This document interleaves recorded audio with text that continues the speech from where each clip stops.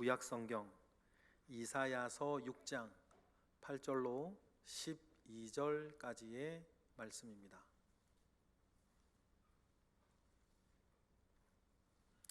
이사야 6장 8절로 12절까지의 말씀,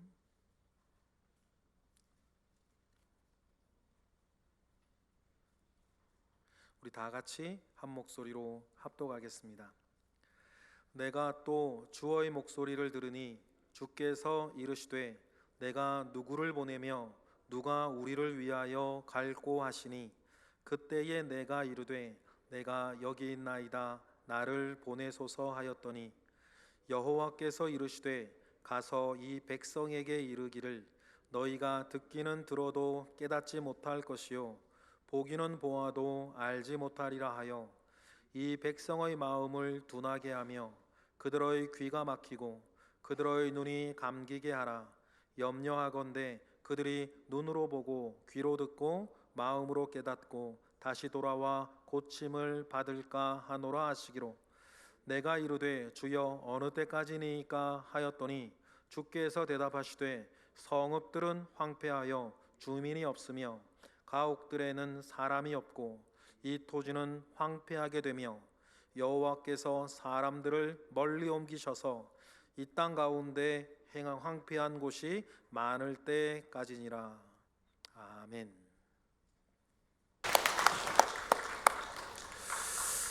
성가대 찬양처럼 여러분 정말 믿음이 필요하십니까? 믿음을 가지고 있으면 뭐가 다를까요? 더 큰 믿음을 가지고 산다면 여러분의 삶은 어떻게 또 변하고 뭐가 달라질까요? 오늘은 믿음에 대해서 더 큰 믿음을 가지고 사는 사람에 대한 이야기들을 조금 해보고 싶습니다. 이왕 공부를 하는 사람이면 공부를 잘하는 게 좋겠죠. 이왕 노래를 하는 가수면 노래를 잘해야 되는 거 아닙니까? 운동을 하면 운동선수라면 일단은 운동을 잘하고 보는 거죠. 저와 여러분이 믿음을 가지고 믿음 생활을 하고 있다면 여러분 꿈꾸셔야 됩니다. 더 큰 믿음을 가지고 사는 것. 그러면 내 삶은 어떻게 변할까 소망하시기를 바랍니다. 오늘 우리가 읽은 이사야 6장은 우시야 왕이 죽을 때에 라는 이야기로 시작을 합니다. 그러면 우시야 왕이 죽은 것이 어떤 큰 의미가 있다는 뜻이죠. 우시야, 여호와는 나의 힘이라는 뜻입니다. 그 이름처럼 우시야 왕은 남유다를 비교적 잘 다스린 왕이었습니다. 그는 여러 전쟁을 승리로 이끈 전쟁 영웅이었고 게다가 농업을 참 많이 발전시켜서 나라를 부강하게 만든 왕이었어요. 게다가 신앙도 좋아서 성경은 다음과 같이 우시야 왕을 평가하고 있습니다. 우리 역대하 26장 잠깐 읽어보겠습니다. 시작.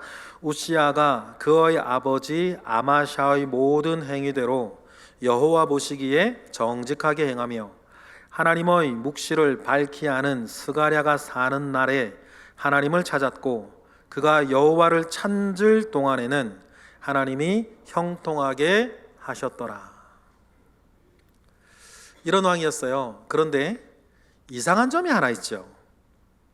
우시야가 스가랴가 사는 날 동안만 하나님을 찾았고 그가 여호와를 찾을 동안에만 그를 형통하게 하셨다라고 하는 표현이에요. 그렇다면 먼저 우시야를 바르게 인도한 스가랴는 누구일까? 우리 스가랴 선지자에 대해서 아는 바가 잘 없어요. 스가랴서를 지은 스가랴하고 다른 스가랴거든요.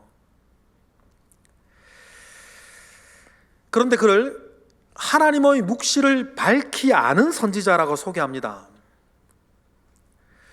여러분, 우시야는 왕이었던 자기 아버지 아미샤가 죽고 그 일 직전에 북이스라엘의 침공으로 예루살렘 성전 한 귀퉁이가 무너져 내리고 성전에 있는 모든 금은 보화를 북이스라엘 용병단에게 다 뺏겼을 때 그때 아마샤는 포로로 잡혀갔고, 왕인데 포로로 잡혀갔고, 포로로 잡혀간 왕이 죽었는지 살았는지 알지 못하는 때, 그러기를 십수년 진행되어지고 나서 소식이 하나 들리는데 포로로 잡혀갔던 아마샤가 죽었다. 그 이야기를 듣고 왕이 된 사람이 우시아였고, 그때 우시아의 나이는 16살이었어요. 그러면 그런 상황에서 왕이 된 어린 나이의 우시아는 무엇을 어떻게 해야 될까요? 이때 우시아의 곁을 지켜준 사람이 샤가랴였습니다. 그는 하나님과 친밀했고 하나님의 말씀에 해박했어요. 스가랴는 하나님께서 어린 우시아와 혼란에 빠진 남유다에게 하나님께서 덧대어준 은혜였던 사람이 스가랴였습니다. 이 은혜 아래에서 우시아는 빠른 속도로 나라를 안정시키고 나라의 기강을 바로잡을 수가 있었습니다. 여러분은 지금 누구로부터 제일 영향을 많이 받고 계세요? 지금 여러분들이 사시는 동안, 지금 이 순간 나에게 가장 큰 영향을 미치고 있는 사람이 누구인가를 아는 건 되게 중요해요. 남자분들은 옛날 헤비급 챔피언이었던 마이크 타이슨을 아시죠? 여자분들도 아실 거예요. 워낙 유명한 권투 선수니까. 마이크 타이슨은 유년 시절에만 경찰에 체포돼서 경찰서에 간 지가 51번이나 되는 사람이었어요. 비행청소년이었죠. 교도소를 전전하며 고아처럼 살던 타이슨의 재능을 알아본 사람이 있었습니다. 고령의 복싱 트레이너 커스 다마토라고 하는 사람이었어요. 커스 다마토는 16살의 타이슨을 자기 집에 데려와서 살게 합니다. 그때까지 타이슨은 글자도 몰랐대요.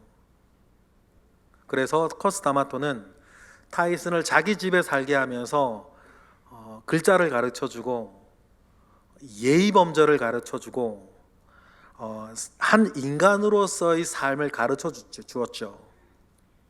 그리고 타이슨은 커스 다마토의 지도 아래 혹독한 권투 선수로 훈련을 받습니다. 그리고는 경이로운 경기 실력으로 복싱의 권투 선수로 데뷔한 지 1년 8개월 만에 세계 챔피언이 되죠. 그때 마이크 타이슨의 나이가 20살이었어요. 그런데 그러던 중 커스 다마토가 향년 77세의 나이로 죽습니다. 다마토가 죽자 타이슨이 속절없이 무너져 내리는 거예요. 권투 실력이 줄어서 무너진 것이 아니었습니다. 사치와 향락, 성폭력의 각종 폭행 사건, 그리고 유명한 사건 하나 있잖아요.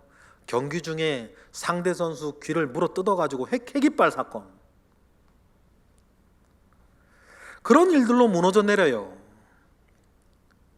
자신을 지켜주던 덧대어진 은혜를 잃은 타이슨은 자신부터 어찌할 줄 몰라 헤매다가 스스로 그렇게 무너져 내린 것입니다.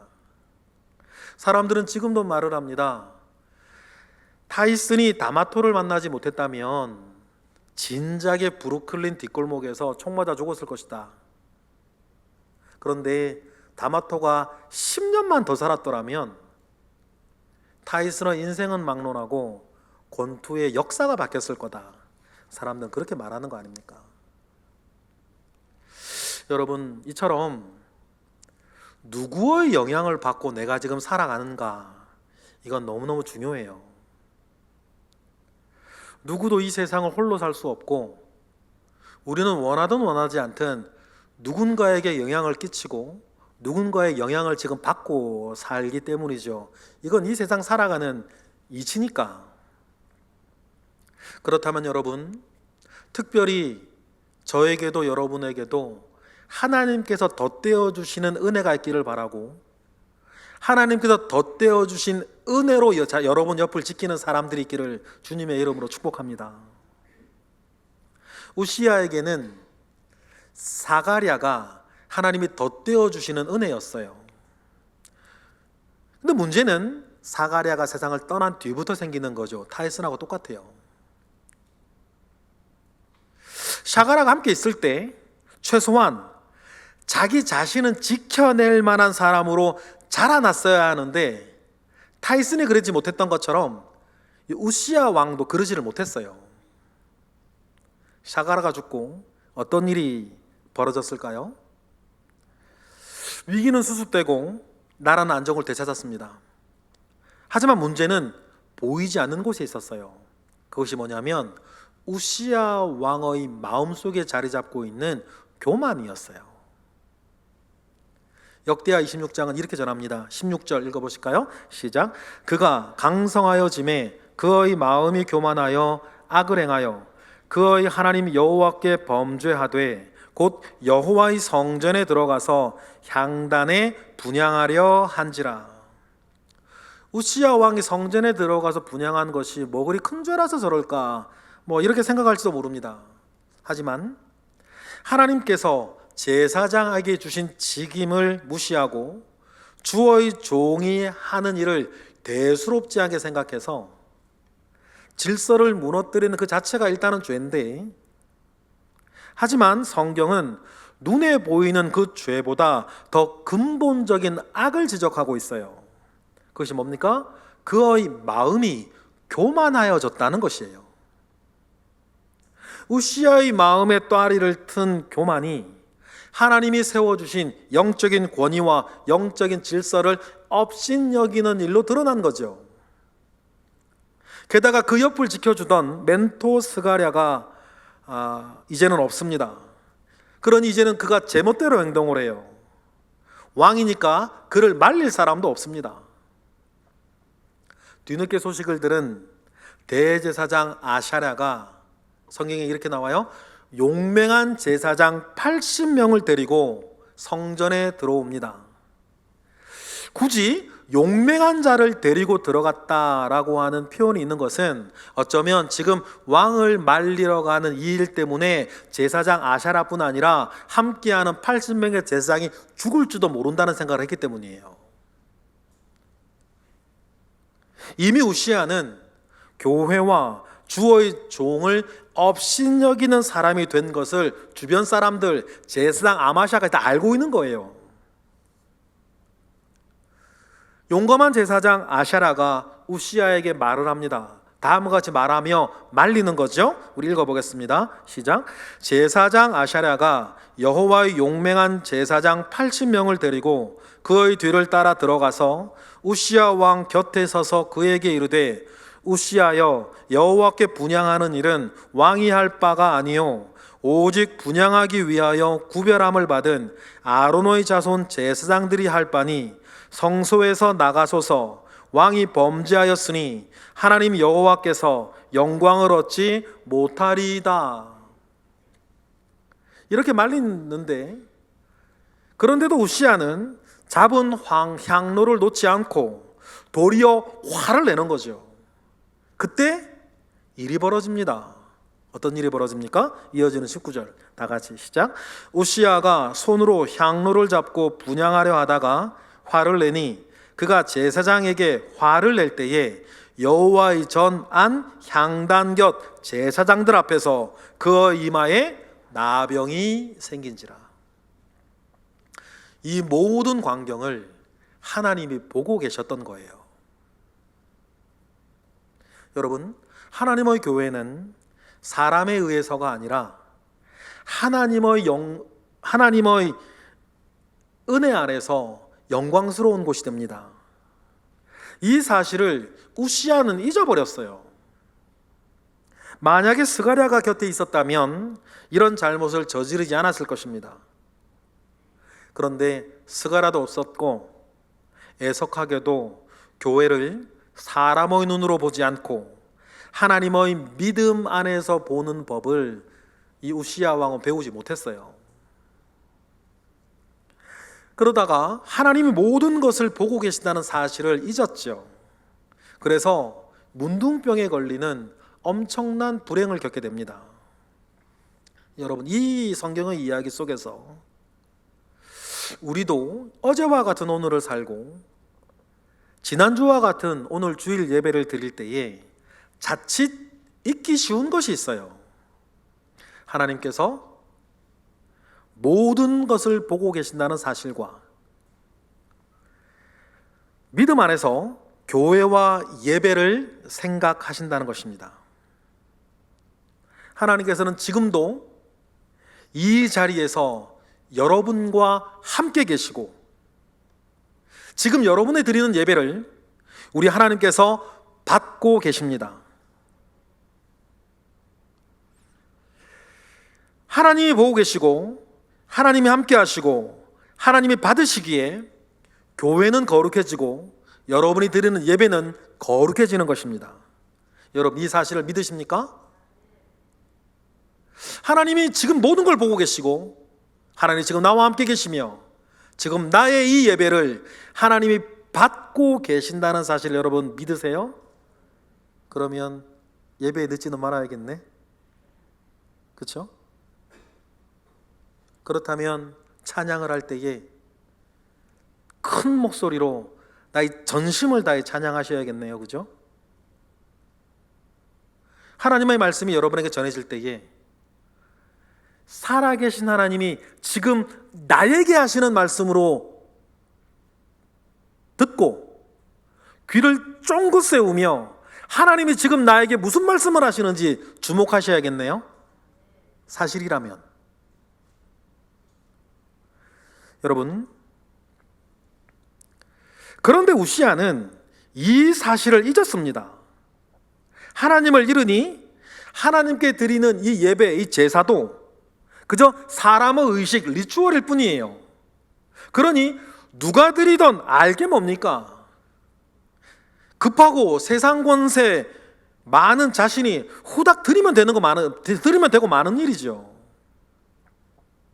이 일로 인해 문둥병에 걸린 우시야 왕은 일평생 격리된 채로 살아야 했습니다. 왕이지만 왕 노릇을 못하고 살아요. 후회에도 돌이킬 수가 없었습니다. 여러분, 세상에서 무엇을 가졌고 세상에서 무엇을 이루었던지 간에 여러분, 한낮 봄날의 꿈과 같은 일인 건 여러분 아시죠?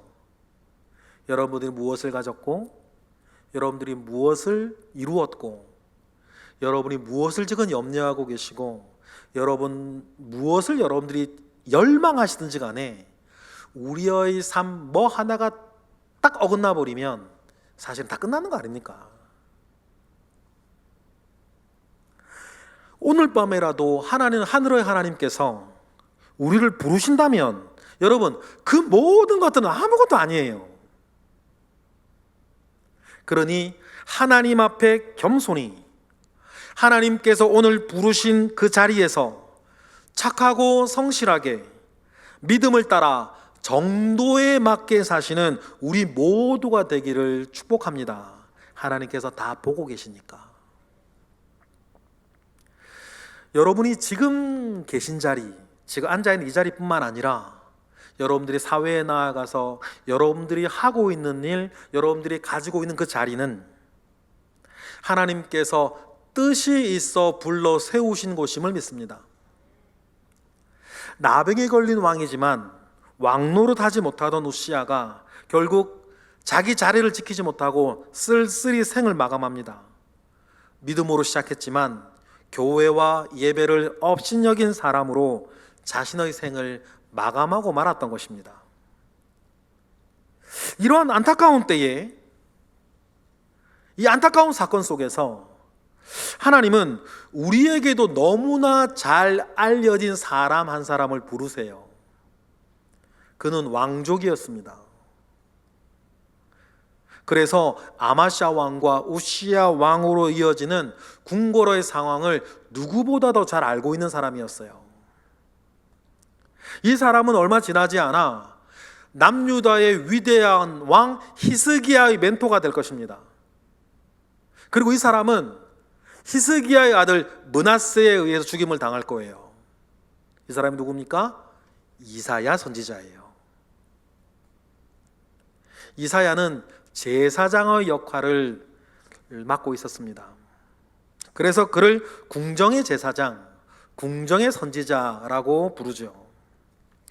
그는 성경에서 가장 유명한 선지자 중에 한 사람이 되었고, 그가 기록한 이사야서는 구약의 복음서라 불려지는 놀라운 책이 됩니다. 이것이 우리가 오늘 읽었던 이사야 6장의 배경이에요. 그리고 이사야 6장은 아까 말씀드렸던 것처럼 1절을 다음과 같이 시작하죠. 우리 1절 읽어보겠습니다. 시작. 우시야 왕이 죽던 해에 내가 본즉 주께서 높이 들린 보좌에 앉으셨는데 그의 옷자락은 성전에 가득하였다.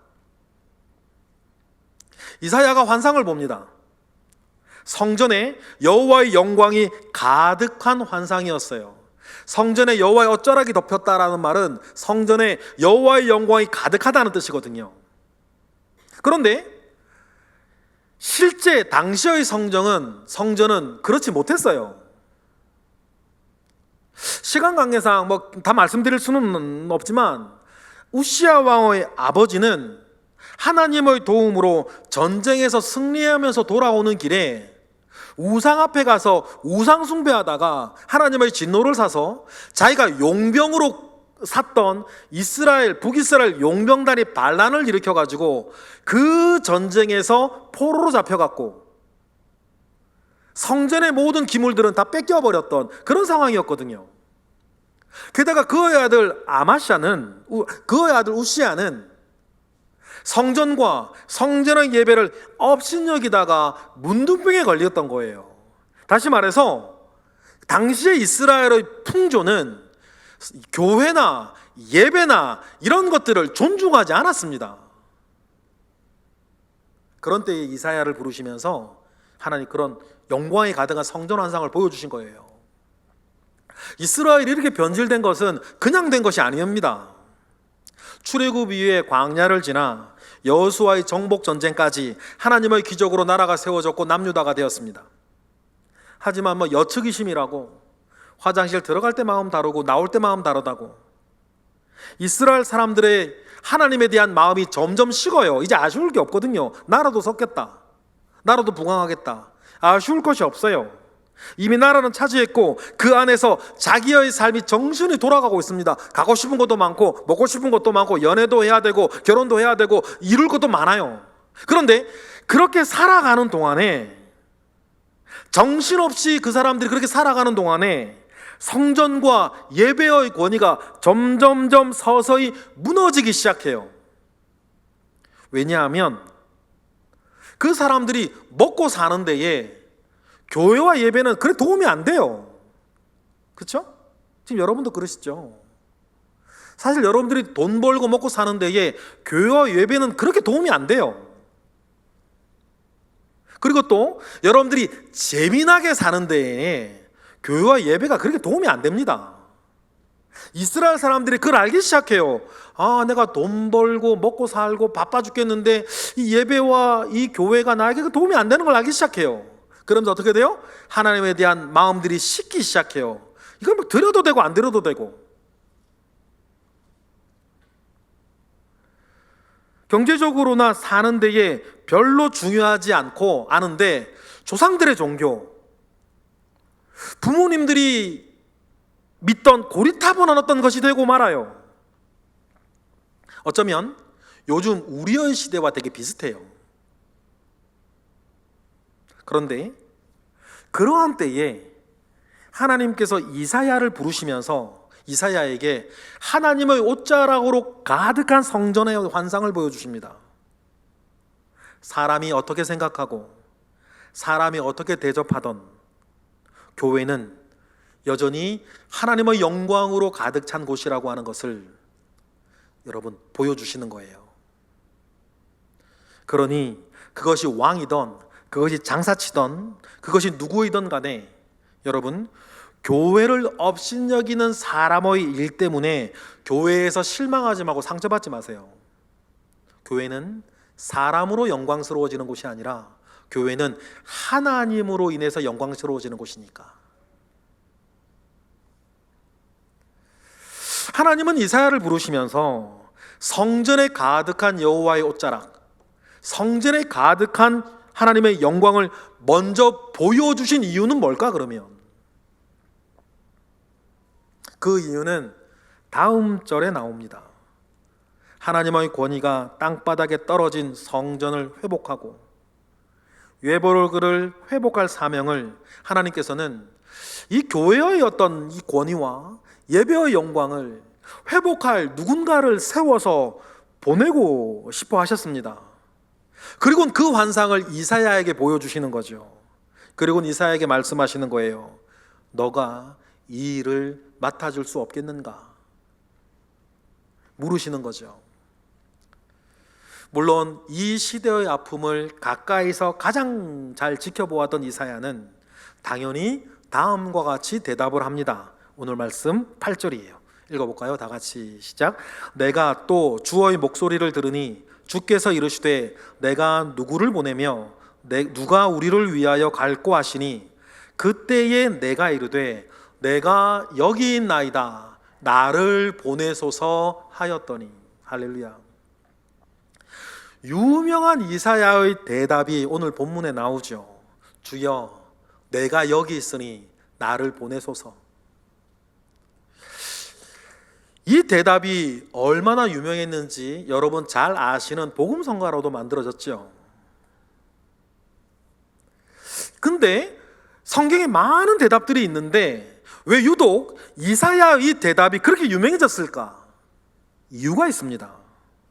그것은 하나님의 부르심에 응답하여 사명을 감당하여도 이사야에게 주어지는 것, 이사야가 앞으로 볼 것은 다음과 같은 사실이라는 것을 주님께서 먼저 알려주셨기 때문이에요. 주님이 뭐라 그러십니까? 9절 읽어볼까요? 시작. 여호와께서 이르시되 가서 이 백성에게 이르기를 너희가 듣기는 들어도 깨닫지 못할 것이요 보기는 보아도 알지 못하리라 하여. 이사야, 이게 무슨 말이냐면 이사야가 가서 말한다고 해도 그들이 깨닫지 못할 것이라는 겁니다. 그들은 눈으로 말씀을 보고 귀로 말씀을 들어도 깨닫지 못할 거예요. 다시 말해서 처음부터 성공할 사명이 아니라는 말씀을 하시는 겁니다. 왜냐하면 그때 이스라엘은 먹고 사는 것에, 이 세상의 것에, 육신의 것에만 관심을 가지고 살고 있었고 영원한 것, 영적인 것에는 도저히 그들의 마음을 쓰지 못할 것을 주님은 알고 계셨어요. 그래서 그들의 마음은 금음달 밤하늘처럼 어두워졌습니다. 이어지는 말씀 보실까요? 10절 다 같이 시작. 이 백성의 마음을 둔하게 하며 그들의 귀가 막히고 그들의 눈이 감기게 하라. 염려하건대 그들이 눈으로 보고 귀로 듣고 마음으로 깨닫고 다시 돌아와 고침을 받을까 하노라 하시기로. 하나님이 그렇게 만들겠다 그 뜻이 아니고 하나의 독특한 성경의 표현이에요. 그 사람들이 지금 그런 상태에 있다는 거죠. 그러니 하나님께서 어떤 말씀을 하시는 거냐면 이사야야, 네가 가서 사명을 감당하고 나의 말씀을 전하고 나의 뜻을 전한다고 하여도 그들이 깨닫고 돌아와 고침을 받을지 나에게도 확신이 없다. 하나님 그 말씀을 지금 하시는 거예요. 그런데도 이사야 너는 나를 위해서, 나의 귀한 자 이스라엘을 위해서 이 일을 맡아주겠는가 하는 그 물음을 하는 것이죠. 여러분, 실패할 사역이라는 것을 알고도 사명을 부탁하는 하나님께 이사야가 조심스럽게 묻습니다. 읽어볼까요? 11절이에요. 다 같이 시작. 내가 이르되 주여 어느 때까지니까 하였더니 주께서 대답하시되 성읍들은 황폐하여 주민이 없으며 가옥들에는 사람이 없고 이 토지는 황폐하게 되며 여호와께서 사람들을 멀리 옮기셔서 이 땅 가운데에 황폐한 곳이 많을 때까지니라. 이사야가 묻죠. 하나님, 그럼 이스라엘이 내가 하나님의 말씀을 전하여도 그들이 깨닫지 못하는 때가 언제까지입니까? 이사야가 가만히 물으니까 하나님이 말씀하시는 거예요. 그들이 완전히 망할 때까지다. 그들이 완전히 망할 때까지는 네가 전하는 말을 듣고 깨닫지 못하고 돌아오지 못할 것이다. 그렇게 말씀하시고는 이사야에게 물으시는 거죠. 그래도 네가 이 일을 해주겠냐? 그래서 이사야의 대답이 유명해진 거예요. 주여, 내가 여기 있사오니 나를 보내소서. 여러분, 이게 큰 믿음인 거예요. 여러분, 나중에 이사야가 어떻게 죽습니까? 우시야 왕의 손자가 그 유명한 히스기야 왕이에요. 그리고 히스기야 왕의 아들이 므낫세 왕입니다.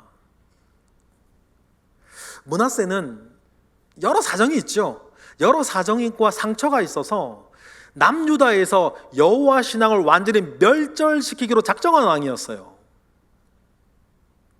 그래서 므낫세는 성전에 우상을 세우고 더러운 피로 제사를 드리고 자신의 아들을 불태워서 우상에게 인신공양하고 하나님의 제사장과 선자를 모조리 죽여요. 그는 폭군이었죠. 그리고 므낫세에게 눈의 가시와 같은 이사야마저 죽이려고 했어요. 근데 이사야는 므낫세에게도 약간 부담스러운 존재였어요. 왜요?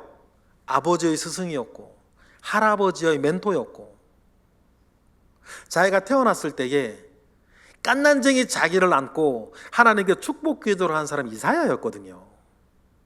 그러니 이사야를 죽이는 것은 그 폭군 므낫세에게도 약간 부담스러운 일이었어요. 그러나 므낫세는 작정한 것이 있었죠. 이 남유다에서 여호와 신앙을 완전히 내가 뿌리 뽑고 멸절을 시키겠다라고 하는 그 분명한 목표 속에서 결국 므낫세는 이사야도 죽이려고 듭니다. 그때 이사야가 도망을 가죠. 고령의 이사야가 도망을 가는데 므낫세가 군사들과 추격하는 거 아닙니까? 그리고는 이사야가 더 이상 도망갈 곳이 없으니까 큰 나무 사이에 숨어요. 그때 므낫세가 명령합니다. 저 나무를 쇠사슬로 묶어라. 그리고 그 나무를 쇠사슬로 칭칭칭 감죠. 그리고 톱으로 나무를 잘라버려요. 그때 이사야가 죽습니다. 히브리서 11장에 나오는 믿음을 지키기 위해서 톱으로 킨 것도 너희들이 이겼고 라고 할 때 톱으로 켜 죽임을 당한 사람이 이사야 선지자였어요. 그러면 여러분, 하나님은 이 슬픈 사역을 이사야에게 왜 부탁하셨을까? 그것은 나중에 이스라엘이 결국 망한 뒤, 정말 하나님 말씀대로 이스라엘이 돌이키지 못하고 결국 다 망한 뒤에 이 심판은 다른 것이 아니라 하나님께서 미리 경고하시고 하나님이 하신 일이라고 하는 것을 그들의 후손이라도 뒤늦게 알고 깨달아 회복할 수 있는 기회를 주기 위해서 하나님 이사야를 쓰신 거예요. 하지만 이 일은 이사야가 살아생전에는 볼 수 없는 일이었어요. 여러분, 이 이야기가 특별히 저와 여러분에게 더 각별한 이유가 있습니다. 왜냐하면 여기에서 우리 교회의 이름이 나왔기 때문이에요. 하나님은 이스라엘이 모두 망할 때까지 하나님의 말씀을 듣지 않을 것이라고 하셨습니다. 그래서 결국에는 밤나무와 같이 북이스라엘이 베어지고 상수리나무와 같이 남유다가 배임을 당할 것입니다. 그러나 그 모든 것이 망한 그때라도 하나님은 다시 새 일을 시작하실 때에 그루터기와 같이 남아있는 사람들, 그들이 있을 것이라고 말씀하셨어요. 그들이 누굽니까? 거룩한 씨들이에요. 이것이 거룩한 씨 성동교회의 우리의 이름이 된 것 아닙니까? 이어지는 13절 말씀 보실까요? 다 같이 시작. 그 중에 10분의 1이 아직 남아있을지라도 이것도 황폐하게 될 것이나 밤나무와 상수리나무가 배임을 당하여도 그 구루터기는 남아있는 것 같이 거룩한 씨가 이 땅에 구루터기니라 하시니라.